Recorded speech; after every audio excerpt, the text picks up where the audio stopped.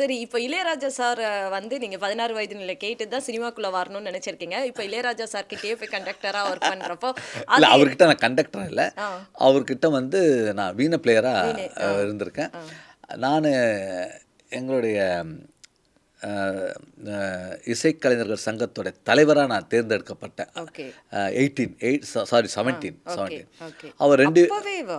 ஆமா 17னா இப்போ ஓ 2017 2017 சாரி. ம். 2016 ஆர் 17 தெரியல ஓகே எனக்கு ஃபைன். தெரியல டேட்டு. ம்.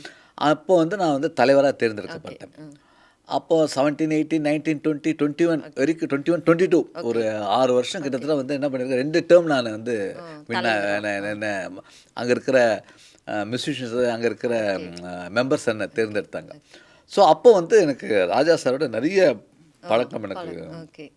ஏன்னா அ எங்க யூனியனுக்காக அவர் நெறைய விஷயங்கள பண்ணோன்னு, ஓகே, நெறைய ஒரு ஐடியாஸ்லாம் குடுத்தார். ஓகே. அதுக்காக நான் வந்து அவரோட இருந்து, ம், பேசி, அவரோட ம், அது அதெல்லாம் வந்து மறக்கவே முடியாது ம். என்னால. ஓகே. ஒண்ணு அவர்ட்ட படிக்கும்போது அவர ம். அம் ஒரு ஆசானா பார்த்தப்போ. அதாவது அவர் வந்து ம். எப்படி சொல்றது? அவர் வந்து மியூசிக் பண்ணும்போது பார்க்கும்பொழுதே அ ஒரு குருவா இருக்கும். எஸ். அப்புறம் நான் ஒரு தலைவரான பிறகு என் கூட உட்காந்துட்டு, ம், "தினா இத இப்படி பண்ணு" இப்படி சொல்லும்போது, ம். எனக்கு கடவுள் மாரி ஆயிட்டாரு எனக்கு.